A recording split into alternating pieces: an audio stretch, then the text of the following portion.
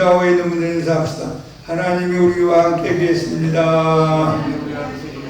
하나님 우리와 함께 계십니다. 어제 오후 시간에 우리 조대한 집사님이 와서 오늘 찬양 연습을 하는데 행복이라는 찬송이 가사가 참 좋았어요. 자, 우리 조대한 집사님 한번 영상 한번 올려주시고, 조대한 집사님 찬양 특성으로 하나님 영광 돌리고 여러분도 한번 따라서 불러보시면 은혜가 될 것입니다. 가사가 참 좋아요. 행복. 예수 안에서 행복하기를 축복합니다.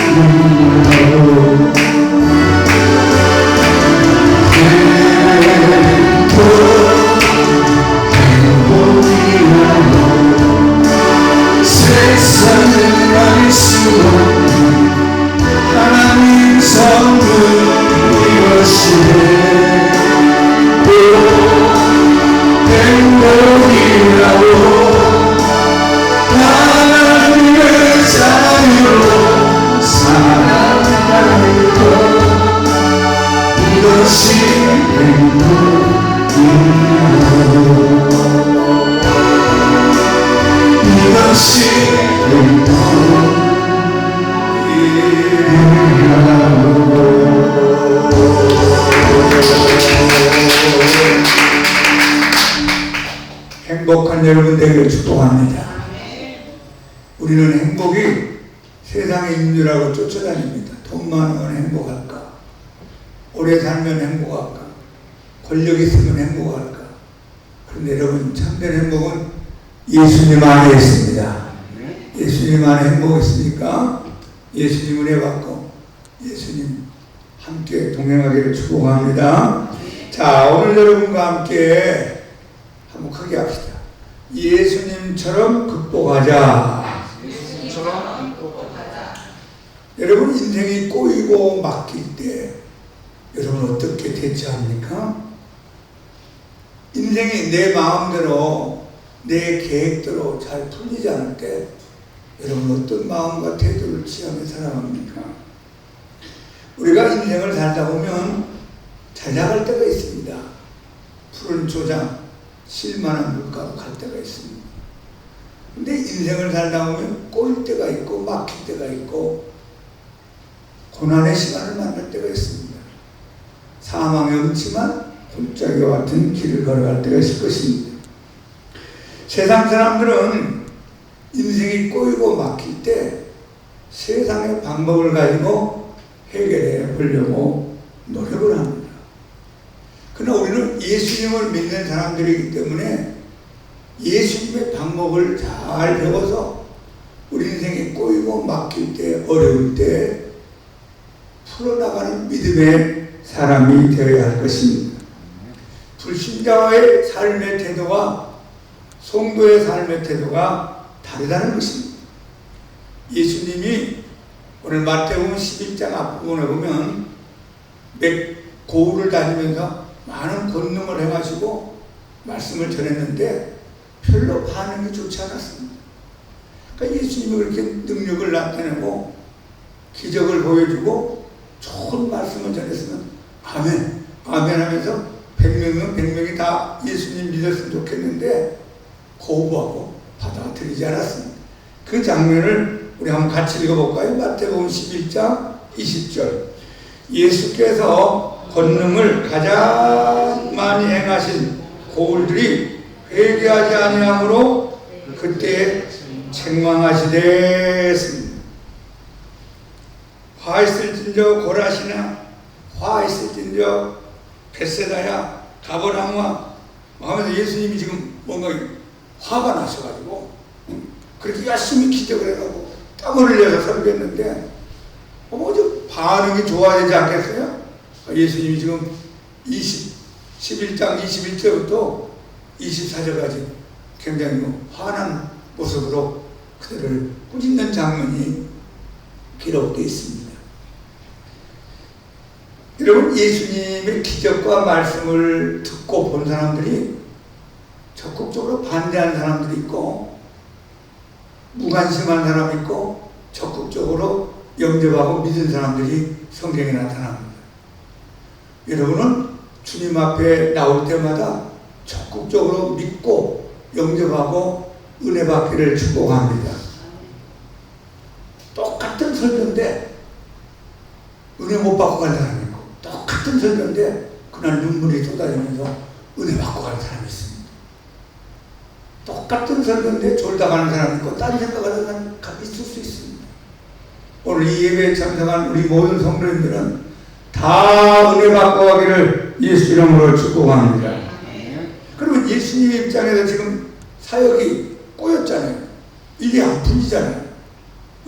예수님조차도 그렇게 설교를 잘하고 능력을 행했는데도 사람들이 반응이 별로 신통치가 않았어요. 그때 예수님이 어떤 태도를 취했을까요? 우리도 인생이 꼬이고 막히고 어려울 때 예수님에게서 배워야 됩니다. 자, 예수님은 어떻게 했는가? 우리 한번 오늘 본문을 중심해서 한번 같이 은혜 나누기 바랍니다. 먼저 예수님은 하나님 아버지를 바라보고 불렀습니다. 천지의 주제이신 아버지요 그랬습니다.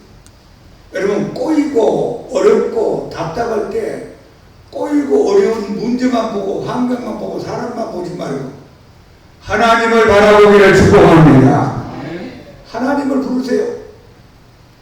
하나님을 바라보고 하나님을 부르면 마음이 넓어지고 마음이 밝아지고 믿음이 생기고 소망이 생기고 사랑이 우리에게 다가오기 시작합니다. 이 천지의 주제이시라는 이 말씀은 하늘과 땅의 주인이시여 하는 말씀. 여러분, 이 지구의 주인이 누구입니까? 하나님 아버지가. 저 수많은 별들과 달과 태양의 주인이 누구입니까? 하나님 아버지. 이 지구상에 일어난 모든 것에 위에 계시고 주관하시고 우리에게 말씀하시는 하나님 아버지. 그 하나님이 천지를 창조하고 저와 여러분을 창조하셨습니다. 그러므로 사랑하는 여러분, 일이 꼬이고 막히고 어려울 때 사람 바라보지 말고 환경만 바라보지 말고 나를 바라보지 말고 살아계신 천지의 주인이 되시는 아버지를 바라보고 부르기를 축복합니다. 이스라엘 백성들이 모세를 따라서 이제 가나안 땅을 향하여 가는 과정에서 첫 번째 가장 큰 난관을 만났습니다. 홍해라는 바다를 만나게 된 겁니다. 넘실거리는 그 홍해를 헤엄쳐서 갈 수도 없고, 그 다음에 달이 나가지고 갈 수도 없고, 배도 없고, 공중으로 날아갈 수도 없고, 땅으로 꺼질 수 없는 진퇴양난 어려움을 당했습니다. 거기다가 뒤에서 애굽의 바로 왕이 군대를 몰고 와서 말 들으면 잡아서 애굽에 데려가서 노예 생활 시킬 것이고, 말 듣지 않으면 다 죽여라 하는 명령을 가지고 지금 뒤에서 쫓아옵니다. 이게 앞으로 가자니 홍해요, 뒤로 가자니 애국 군대요, 옆으로 가자니 살 길이 막막합니다. 그때 온 이스라엘 백성들이 하나님을 원망하고 모세를 원망하면서 울고 불고 야단했습니다. 입이 꼬이고 막혔을 때 그들은 환경을 바라보고 애국 군대를 바라보고 홍해를 바라보고 울면서, 모세야, 우리가 죽을 데가 없어서 이것에 데려왔느냐? 모세야, 하나님이 어디 있느냐? 모세를 죽이기까지 했습니다. 그때 모세가, 여러분 잠잠하세요, 기다리세요, 하나님이 우리를 위하여 싸울 겁니다. 하나님이 다시는 저 사람들을 보지 못하게 정리해 줄 것입니다. 여러분, 하나님이 일하실 테니까 우리 좀 기다려 봅시다 하면서 담대하게 강하게 말했습니다. 그러면 이스라엘 백성들하고 이 모세의 자세가 왜 달랐을까요? 이스라엘 백성들은 환경을 보고 사람을 보고 홍해를 바라봤습니다. 모세는 천지의 주제이신 아버지를 바라보고 있습니다. 여러분이 누구를 바라보느냐에 따라서 인생의 자세와 태도가 달라질 것입니다.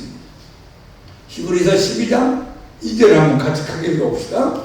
믿음의 주요 또 온전하게 하신 예수를 바라보자. 그는 그 앞에 있는 기쁨을 위하여 십자가를 참으사 부끄러움을 개의치 아니하시더니 하나님 보좌 우편에 앉으셨느니라. 누구를 바라보자? 예수를 바라보자. 저도 목회할 때 힘들고 어려우면 예수님을 바라봅니다. 저도 인생이 꼬이고 어려울 때 하나님 아버지 얼굴을 바라보고 아버지를 부릅니다. 여러분도 어려울 때, 답답할 때 세상 방법으로 살지 말고 하나님 아버지를 부르시기를 예수 이름으로 축원합니다. 두 번째, 오늘 예수님의 방법은 그 천지에 주신 아버지에게 기도했다는 사실입니다. 살아계신 하나님께 기도하는 한 아직 끝나지 않았습니다. 살아계신 하나님께 기도하는 한 희망이 있습니다. 살아계신 하나님께 기도하는 한 아직 끝이 아닙니다. 여러분, 기도하지 않는 것이 끝이요, 기도하지 않는 것이 절망입니다. 왜냐하면 기도하면 하나님이 움직이기 때문입니다. 여러분, 기도의 이 아름다운 무기를 잘 사용하기를 축복합니다.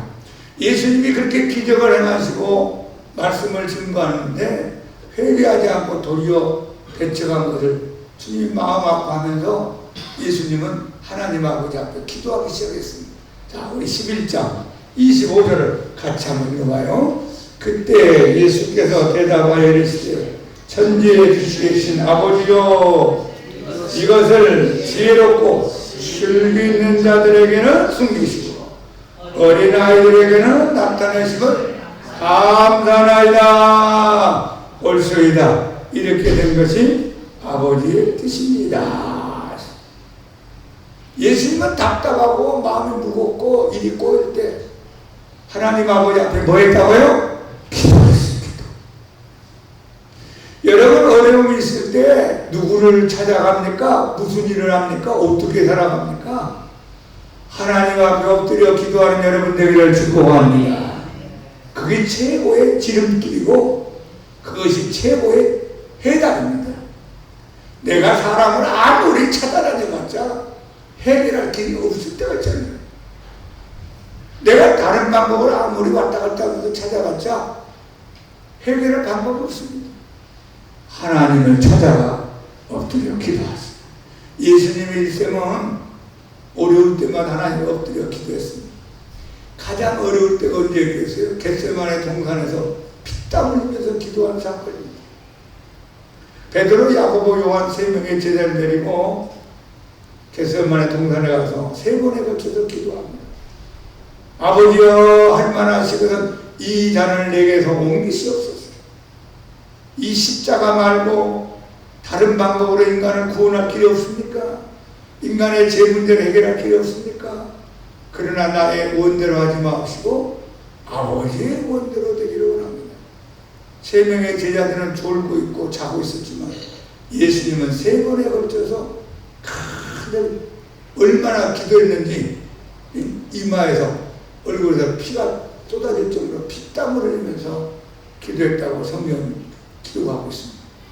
예수님은 기도로 무장했고 제자들은 기도하지 않았기 때문에 어려운 문제를 향했을 때 예수님은 십자가를 지고 골고다 언덕 올라가고 십자가 못 박혀 죽을 수가 있었습니다. 제자들은 기도로 무장하지 않았기 때문에 계집아이 앞에서 이 베드로는 모른다고 부인하고 어떤 제자들은 도망가고 제자들 가운데 엉망진창으로 마지막 모습을 우리가 보게 됩니다. 여러분 어려울 때마다 하나님 아버지 앞에 우리 기도할 수 있기를 축복합니다. 시편 50편 15절 같이 외웁니다. 환난 날에 나를 부르라. 내가 너를 건지리니 네가 나를 영화롭게 하리로다. 좋을 때도 하나님 부르지만 특별히 무슨 날? 환난을 만나서 일이 꼬이고 막히고 답답하고 안 될 때도 나 하나님을 부르라. 내가 너를 건져줄 것이다. 그리함으로 네가 나를 영화롭게 기쁘게 만들 것이다 했으니까 주님 앞에 환난 가운데 기도하면 하나님이 그 환난을 변화시켜가지고 나중에 하나님의 기쁨이 되고 간증이 되게 한다는 말씀입니다. 환난 날에 한번 엎드려 간절히 기도해보세요. 하나님 살아계시기 때문에 기도를 들으시고 여러분을 건지시고 그 환난이 변하여 하나님을 기쁘게 하는 간증으로 변화시킬 것입니다. 야고보 5장 13절 너희 중에 고난당하는 자가 있느냐? 그는 기도할 것이요 즐거워하는 자가 있느냐? 그는 찬송할지니라. 세상 사람들은 고난당하면 이 고난을 잊어버리게 하여 죄를 짓고 못된 짓을 하고 인간 방법을 쓰지만 우리는 고난당하면 엎드려 기도하는 하나님의 무기를 주었습니다.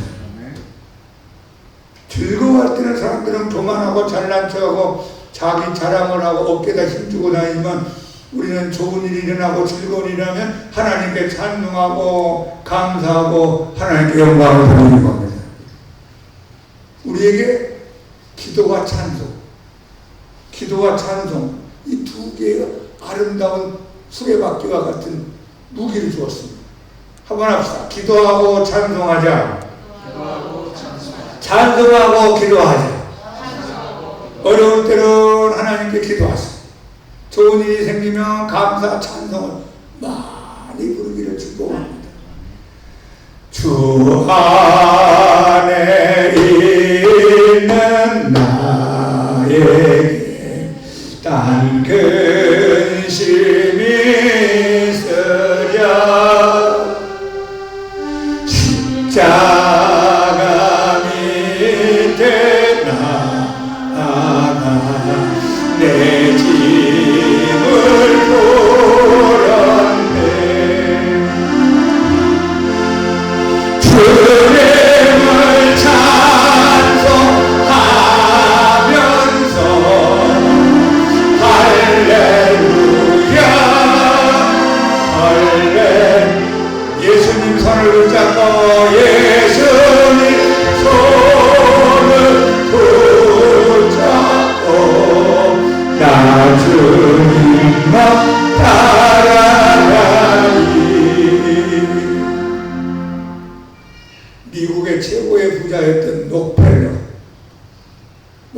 록펠러가 과거에 친구하고 광산 사업에 손을 냈다는 둘이 출자를 하고 열심히 광산 사업을 하는데 원했던 금이나 은이나 진주는 나오지 않고 돌만 나오기 시작했어요.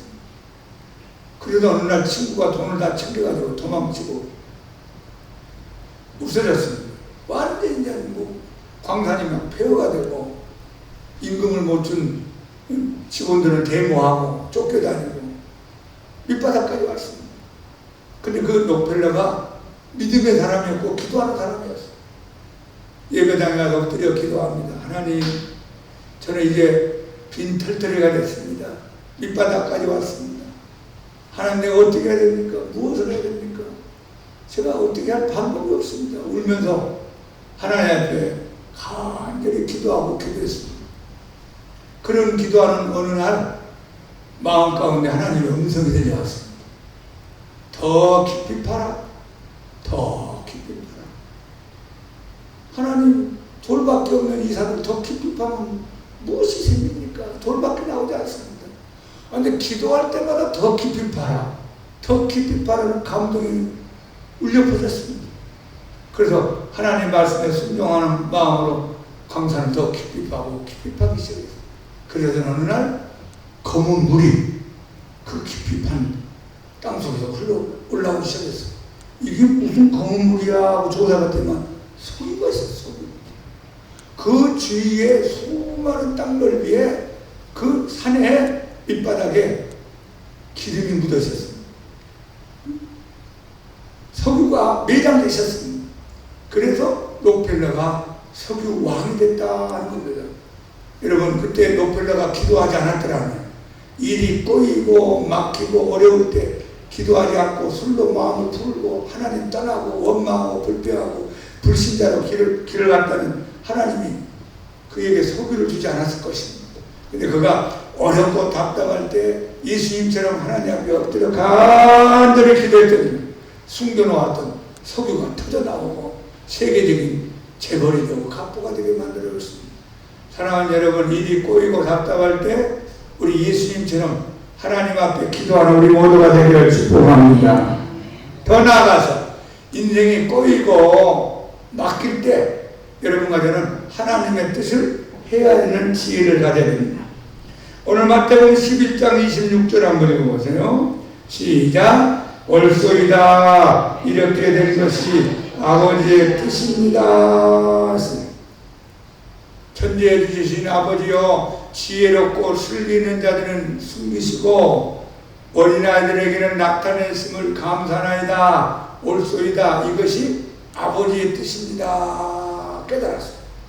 예수님이 무슨 말씀을 지금 기도 가운데 하고 있냐면, 교만하고 잘난 척하고 아는 척하고 마음이 거만한 사람에게는 이 하나님의 복음, 하나님의 은혜의 깊은 뜻을 덮어버리고 가르쳐주지 않고 어린아이같이 단순하고 순전하고 사모하고 겸손한 자에게는 하나님의 복음의 비밀, 하나님의 은혜의 비밀을 가르쳐주심을 감사나이다. 옳소이다. 이것이 아버지의 뜻입니다. 이걸 깨달았어요. 제가 은혜 받고 제일 처음에 그냥 흥분돼가지고 전도하러 갔어요. 2명을 앉혀놓고 몇 시간 했냐? 2시간 동안 예수님 얘기했어요. 저는요, 2시간 이렇게 얘기하면 다 믿을 줄 알았어요. 왜냐하면 저한테 2시간 동안 예수님 얘기해 준 사람이 아무도 없었어요. 5분이나 지나가면 전도지 하나 정도 주는 사람 있을지언요, 앉혀놓고 막 뭐라고 얘기하면 다 따라올 줄 알았어요. 그런데 한 친구가 불교 학생회를 다녔던 말이죠. 마지막 2시간 정도 되더니 뭐라고 하냐면, 그러면 얼굴이 뻘개져갖고 뭐냐면, 불교는 어떻게 생각하는? 야, 이거 아무나 믿는 게 아니구나. 야, 너같이 되고 싶다. 나도 너같이 좀 만들어줘. 어떻게 하면 좋겠니? 그럼 내가 뭐 어떻게 인도하든지 교회 데려갈 텐데. 그런 말은 하지 않고 다른 소리 하는 거예요. 여러분, 교만하고 거만하고 아는 척하고 자칭 지혜롭고 슬기는 사람, 이 사람 누구예요? 바리새인 서기관들.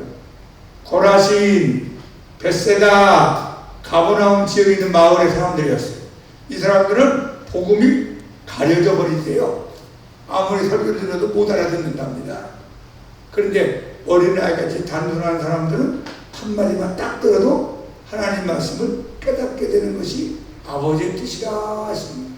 여러분, 이 아버지의 뜻이 지금까지도 계속 유효성을 가지고 있습니다. 여러분들이 교만한 마음, 거만한 마음, 지혜롭고 슬기 있는 마음을 가지고 성경을 보면 성경이 들어오지 않습니다.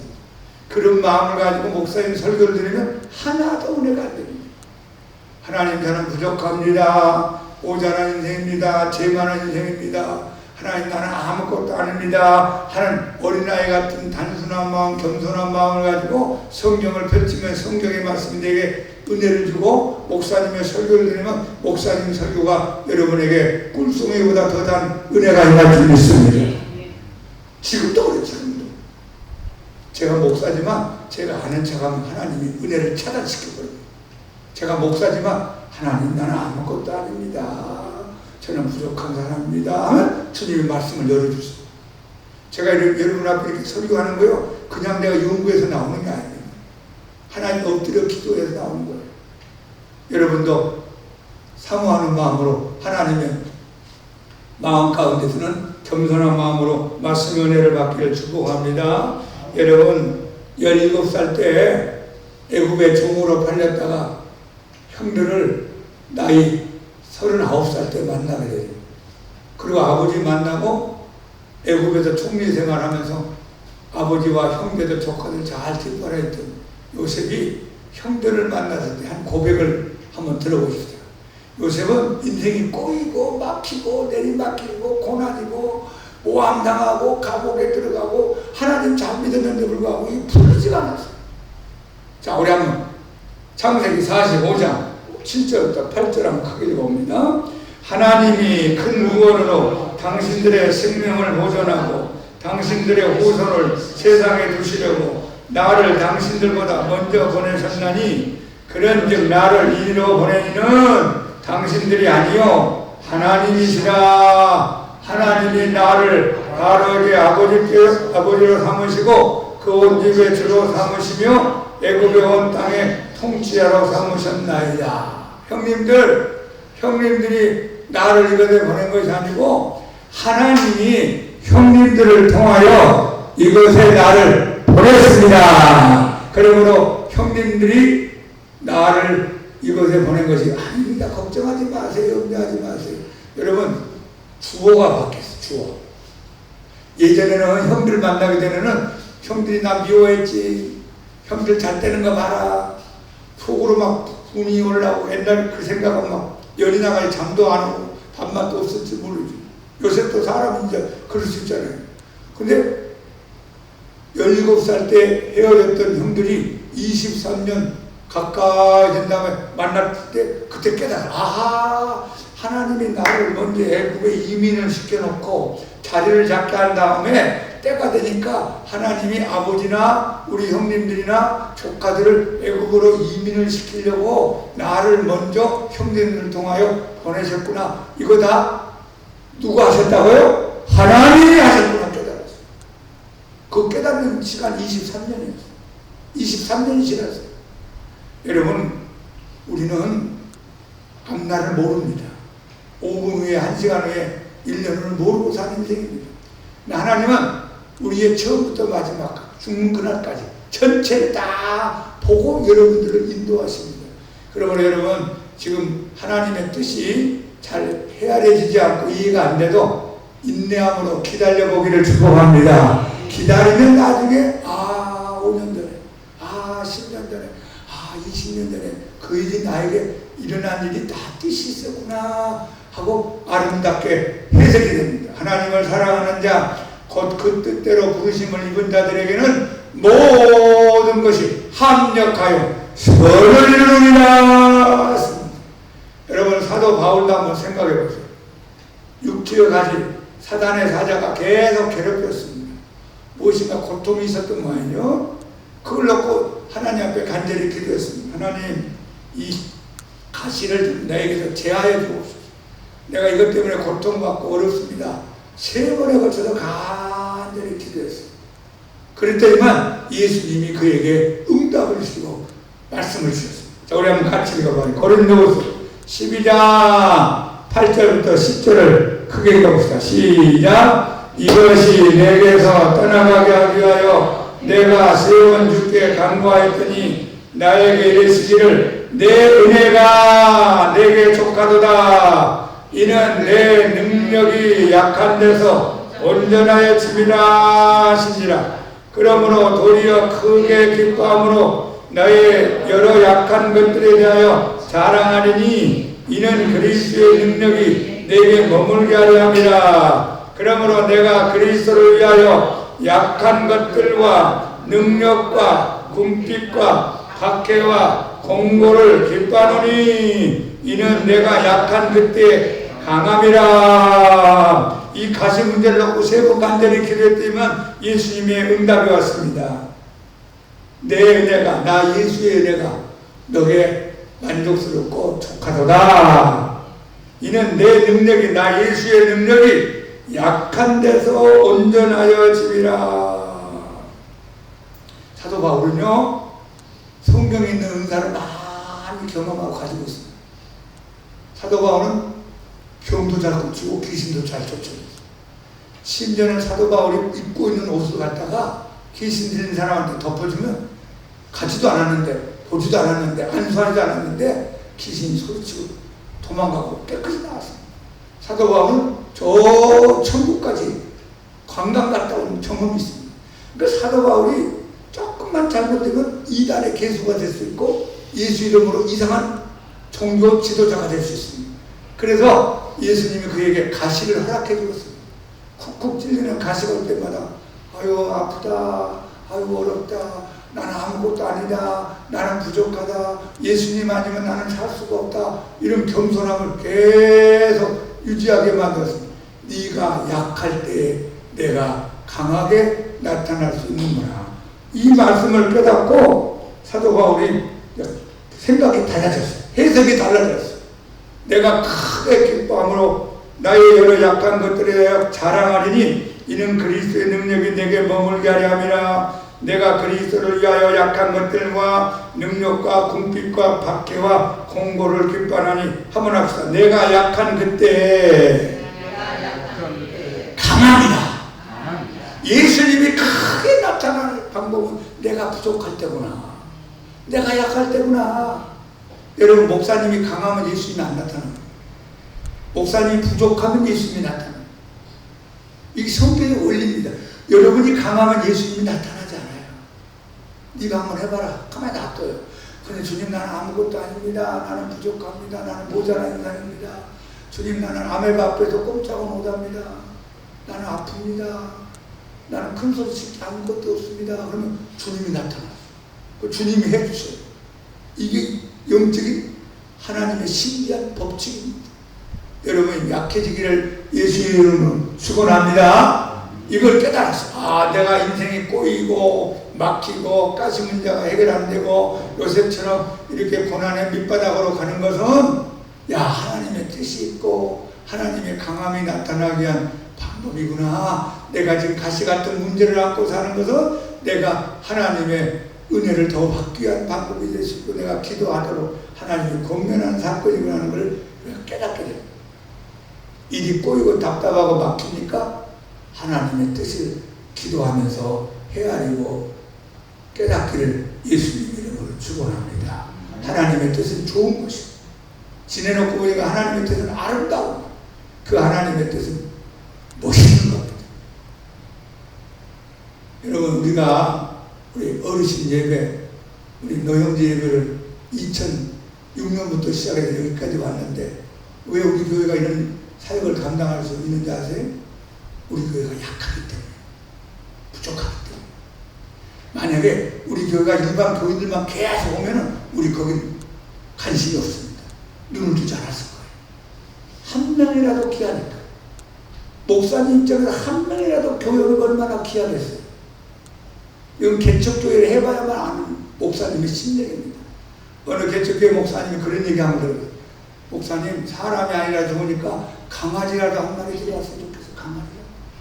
그 마음을 저한테 준 거예요. 이분들이 찾아오는데 얼마나 고마워요. 잘난 인생, 못난 인생. 그건 하나님이 알아서 하는 거고, 우리는 사람이니까 품으시는 마음이 생겼고, 그릇이 되었기 때문에 하나님이 우리 교회에다가 이 아름다운 사역을 하도록 하나님이 길을 열어주시고 보낸 줄로 믿습니다. 이 하나님의 뜻을 헤아리고 이거 얼마나 고맙고 감사할 일입니까? 여러분 인생이 안 풀립니까? 꼬입니까? 답답합니까? 하나님의 뜻이 있습니다. 그 뜻을 기도하면서 말씀 가운데 헤아리는 지혜자가 되기를 축복합니다. 마지막으로 예수님은 일이 꼬이고 답답할 때 어떻게 했나요? 감사로 말씀하십니다. 감사. 여러분, 내가 일이 꼬이고 답답할 때 원망, 불평, 미움, 시기, 질투, 분노, 이걸 안고 살면 나만 손해돼. 나만. 예수님이 지금 그렇게 기적을 행하고 설교를 했는데 사람들이 거부하고 영접하지 않고 받아들이지 않고 회개하지 않았을 때 예수님이 계속 시시거리면서 다녀보세요. 예수님이 계속 불면증 걸려서 살아보세요. 예수님이 어떻게 살겠어요? 근데 예수님이 마지막 쓰는 약이 뭐냐? 감사의 약을 썼어요. 감사. 11장 25절. 아버지여, 지혜롭고 슬기 있는 자들에게는 감추시고 숨기시고 가리시고, 지혜롭고 슬기 있는 자들에게는 모르게 하시고 어린아이들에게 나타내심을 뭐라고 했어요? 감사하이다. 여러분 감사 많이 하세요. 이래도 감사, 저래도 감사, 낮에도 감사, 점심때도 감사, 저녁때도 감사, 꿈에서도 감사하기를 축원합니다. 감사의 습관을 가지세요. 감사. 한번 크게 합시다. 하나님 감사합니다. 예수님 감사합니다. 성령님 감사합니다. 우리의 마음에 불평, 원망, 분노, 두려움, 공포를 계속 안고 있으면 마음에 독이 옵니다. 여러분, 육신의 많은 병이 마음으로부터 온다고 해요. 이 마음하고 육신하고 연결되어 있습니다. 여러분, 마음이 어둡고 부정적인 마음을 계속 먹고 마음에 독을 품고 있으면 이 마음이 나중에는 육신적으로 병으로 터져나와요. 그럼 마음의 독을 없애는 방법이 있어요. 마음의 독은 감사의 약을 먹어야 돼요. 감사는 해독제와 같다. 시작. 독을 없애버린다. 마음의 독을. 한번 해보세요. 한 달 만에. 아파도 감사합니다. 이래도 감사합니다. 저래도 감사합니다. 안 돼도 감사합니다. 복잡해도 감사합니다. 자식이 속을 썩게도 감사합니다. 어쩌고저쩌고 감사만 계속 해봐요. 그러면 이제 감사 약을 먹을 거 아니에요. 그러면 내 마음 가운데 내 영혼 속에 있는 여기 있는 지저분한 독들이 감사 약에 의해서 자꾸 녹아지고 해결되고 흘러나가는 거예요. 그리고 방독제가 왔어요. 자, 감사는 방독제와 같다. 시작. 독을 막는다 이 말이야. 방어. 독이 나한테 들어오려고 저 사람 말에 독이 들어와. 저 사람 눈동자에 독이 들어와. 이 사건에 독이 들어와. 예수님이 지금 사역을 열심히 하려고 하는데 기적을 해가고 설교를 했는데 회개하지 않고 돌아오지 않을 때 예수님이 독이 올 거 아니에요. 독이. 예수님도 인성을 가진 하나님이지만 사람이기 때문에 그때 예수님이 감사로 막는 거예요. 감사. 해독제를 사용하는 방법 감사예요. 방독제로 사용하는 약이 감사예요.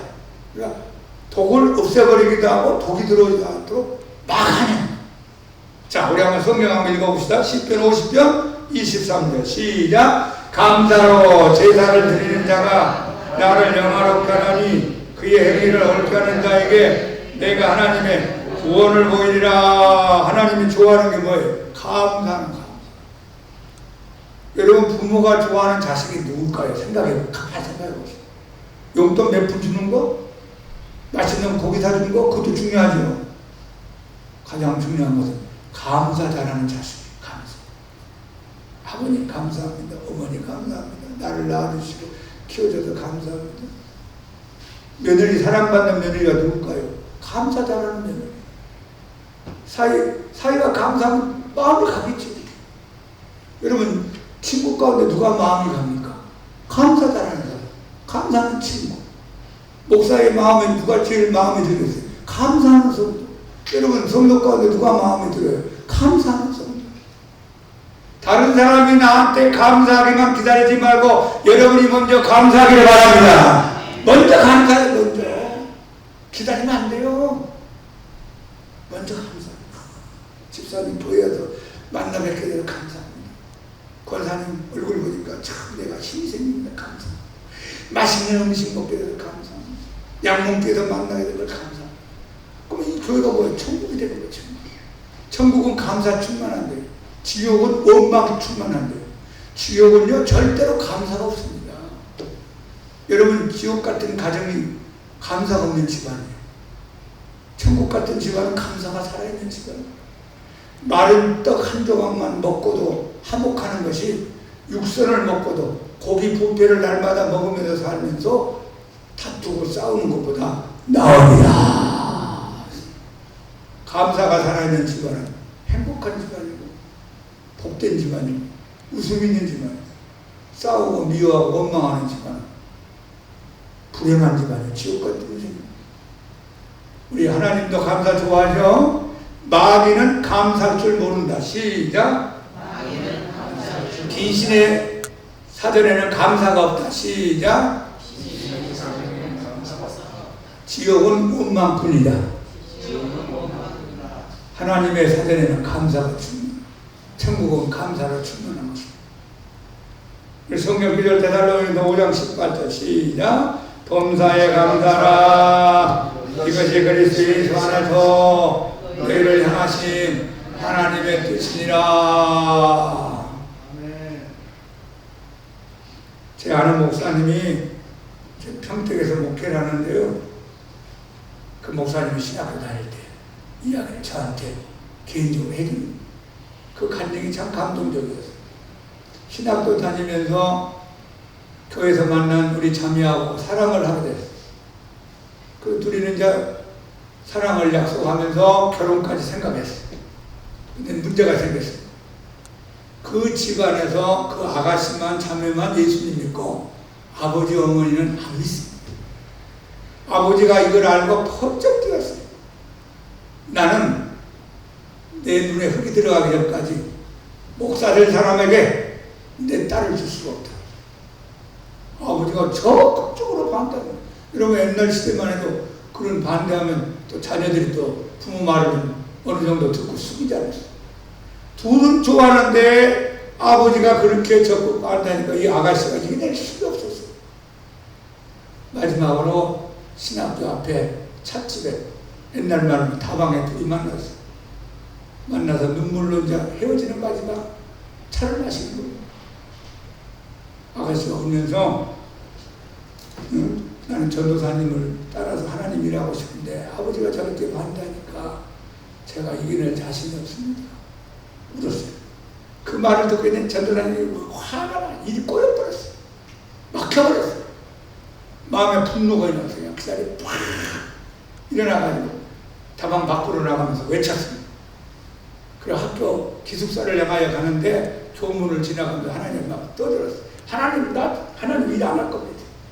하나님 왜 도와주지 않고 왜 우리 길을 열어주지 않습니까? 나 신학교 중퇴하겠습니다. 반 협박성 발언하면서 화가 나죠. 막 기숙사를 향하여 학교 운동장을 지나가는데 갑자기 그분 얘기에 하늘이 확 열리더래요. 열리면 위로부터 빛이 탁 내리쬐면서 전도사님 머리 위에 찬란하게 비춰지더라고요. 자기도 모르게 두 손이 올라가면서 마음의 기쁨, 마음의 평화, 마음의 하나님의 위로, 하나님의 사랑이 막 흘러넘치면서 자기도 모르게 두 손 들고 찬양을 부르겠답니다. 그때 찬송 우리 한번 같이 불러봅시다. 찬송가 542장. 그래 불평과 원망이 물러가고 감사가 넘치면서 눈물을 흘리면서 그 어렵고 답답한 그 사건을 이기고 결혼하고 자녀 낳고 목회를 열심히 잘하고 있습니다. 자, 542장. 여러분 인생이 꼬이고 답답할 때, 어려울 때 감사하세요. 하나님께 기도하세요. 하나님 아버지를 바라보시고 하나님의 뜻이 있으면 이제 기다리고 헤아리기를 바랍니다.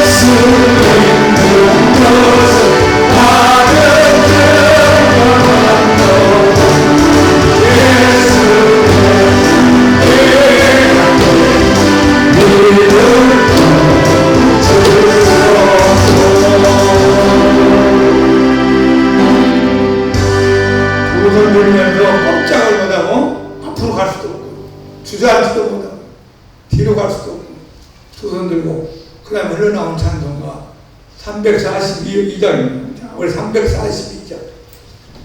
그래 이분은 찬송가 해설하는 은사를 받았어요. 찬송가 설교하는 목사님. 책도 많이 했어요. 그때 은사 공부해요.